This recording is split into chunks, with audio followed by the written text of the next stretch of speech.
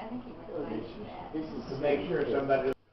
Hello, today I would like to demonstrate how to properly take vital signs. First and foremost, I will explain exactly what vital signs are.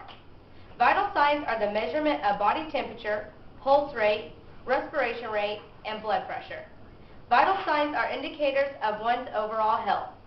They offer clues to diseases and help evaluate progress toward recovery. Vital signs should be taken when someone is at rest. Any abnormal finding should always be repeated in order to verify the finding. The following devices are needed to measure vital signs: a thermometer, a blood pressure machine or blood pressure cuff, a stethoscope, and a watch or a clock. Having the proper devices is very important to make sure you come up with the most accurate vital signs. First, we are going to talk about body temperature. To determine body temperature, you use a thermometer.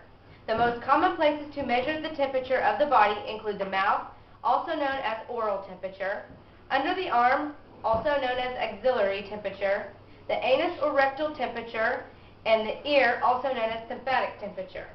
The normal rectal temperature is 99.6 degrees Fahrenheit.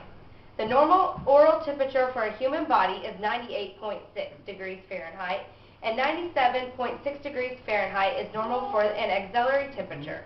It is known that the body temperature is lower in the normal morning than it is in the late afternoon or evening.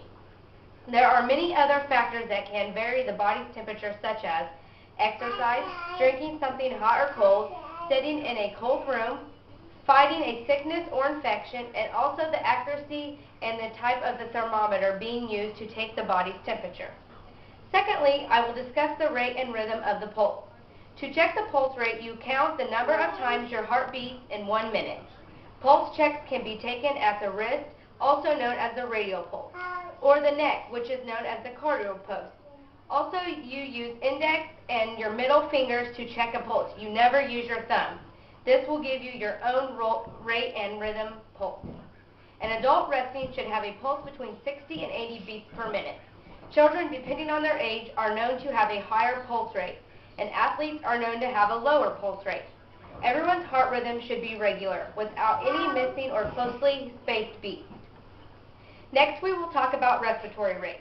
To check your respiratory rate, you count the number of times you take a breath in 1 minute. The best time to check the respiratory rate is when someone is resting. To take your respiratory rate, count the number of times the chest rises for 1 minute while breathing normally. The normal adult rate is 12 to 18 breaths per minute.